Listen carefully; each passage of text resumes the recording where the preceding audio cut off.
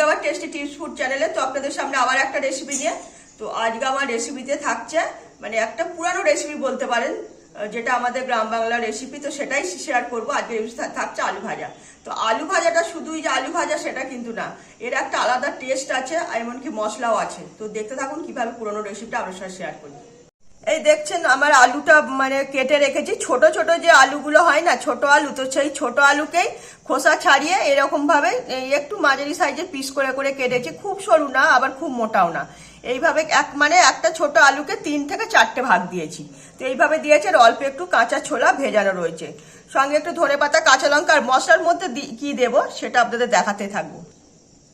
তো কড়াইতে জল দিয়ে দিয়েছি। প্রথমে আলুটা একটু হালকা করে ভাপ দিয়ে নেব। এর মধ্যে পরিমাণ মতো নুন দিয়ে দিচ্ছি, যাতে এখন নুনটা দিলে তো আলুর মধ্যে জলটার সঙ্গে যে থাকবে আর আলুর মধ্যে নুনটা টেনেও নেবে।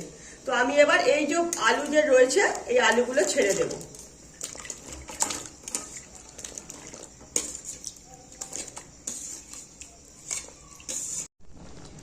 তো 5-7 মিনিট ধরে আমি একটু হালকা করে হাফ সেদ্ধ করে নিয়েছি।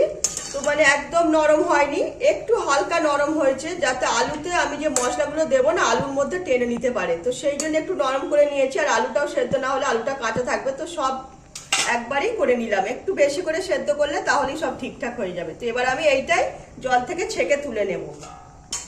তো আলু তো তুলে নিয়েছি। আলু হাফ সেদ্ধ আলু তুলে নিয়ে কড়াই মোটামুটি পরিষ্কার করে নিয়ে এর মধ্যে সর্ষের তেল দিয়ে দিয়েছি পরিমাণ মতো। এবার এর মধ্যে দিচ্ছি 2টো শুকনো লঙ্কা আর একটু পাঁচফোড়ন। আর দেবো সামান্য 2-4টে গোটা জিরে।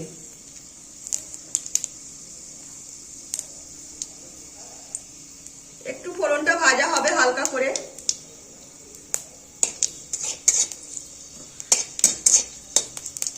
ফোড়নটা মোটামুটি ভাজা হয়ে গেছে। তো এর মধ্যে এবার অল্প করে আমি সাদা তিল দিয়ে দিলাম।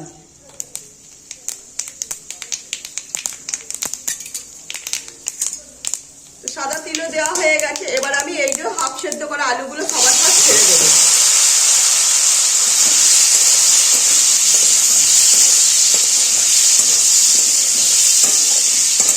আগে প্রথমে একটু ভাজা করে নেব, তারপরে মশলা যা দেওয়া তারপরে দেব। তো আলুটা হাফ ভাজা করে নিয়েছি। এবার এর মধ্যে পরিমাণ মতো মশলা দিয়ে দিচ্ছি। অল্প করে হলুদের গুঁড়ো দিলাম, লঙ্কার জন্য গুঁড়ো লঙ্কা দিয়ে দিলাম, মানে এইটার একটু ঝালটা বেশি লাগে তো তার জন্য অল্প একটু জিরের গুঁড়ো আর অল্প একটু ধনের গুঁড়ো। এইটা দিয়ে আগে একটু নাড়াচাড়া করে নেব। এবার এর মধ্যেই দেব সামান্য একটু আদা বাটা।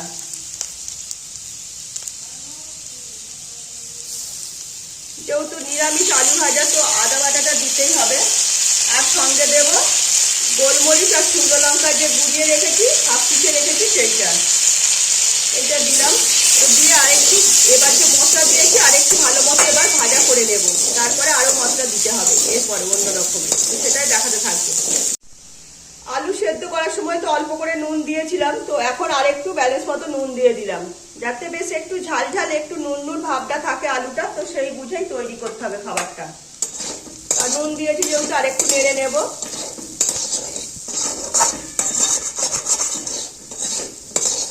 নুনটা সবার সঙ্গে মিশে যাবে, একদম একসঙ্গে সব মিশে গেলেই তাহলে খাবারটা খেতে ভালো লাগবে। এবার এর মধ্যে এবার দেব, এখানে রয়েছে একটা তেজপাতা আর হচ্ছে কিনা যে মৌরি আর একটা কাঁচা লঙ্কা। তো সেটা বেটে রেখেছি। এটাই বিশেষত্ব এই খাবারটা, এর টেস্টটা সম্পূর্ণ আলাদা।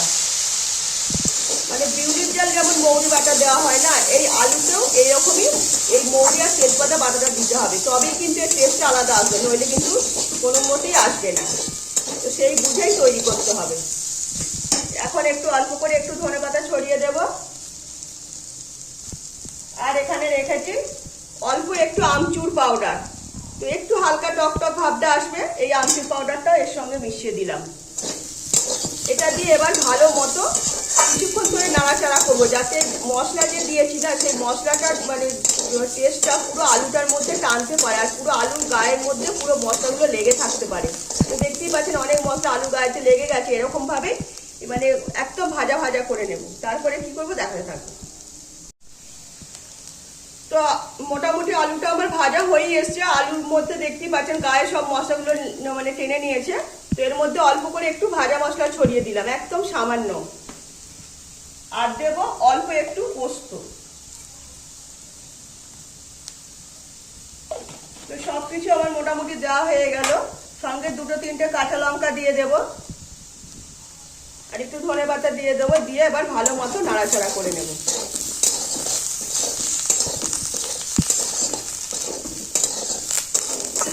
তো আমার মশলা দিয়ে আলু ভাজা দেখতেই পাচ্ছেন একদম কত সুন্দর হয়েছে খাবারটা। পুরো আলুর গায়েতেই পুরো সব মশলা লেগে গেছে, যাতে ঝাল টক নুন মেশানো পুরো একদম। তো এই দিয়ে রুটি কিংবা ভাত যাই খাই না কেন খেতে কিন্তু কোনো কথা হবে না। তো খাবারটা আমার রেডি হয়ে গেছে, এবার আমি নামিয়ে নেব।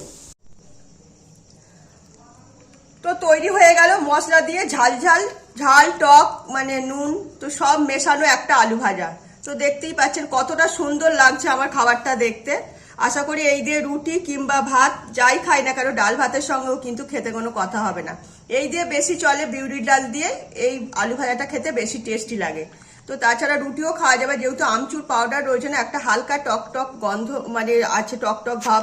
আর গন্ধটা তো সব রকম মিলেমিশে, মৌরি বাটা আর তেজপাতার একটা গন্ধ। সম্পূর্ণ একটা গ্রাম বাংলা রেসিপি আজকে আপনাদের সঙ্গে শেয়ার করলাম। অবশ্যই বাড়িতে একদিন এইভাবে ট্রাই করে দেখবেন। একটু ঝাল ঝাল হবে কিন্তু, তবেই কিন্তু খেতে ভালো লাগবে। তো আমার রেসিপিটা যদি ভালো লাগে লাইক শেয়ার কমেন্ট সাবস্ক্রাইব করবেন। আজকের মতো আমার রেসিপি এখানেই শেষ করলাম। সবাই ভালো থাকবেন।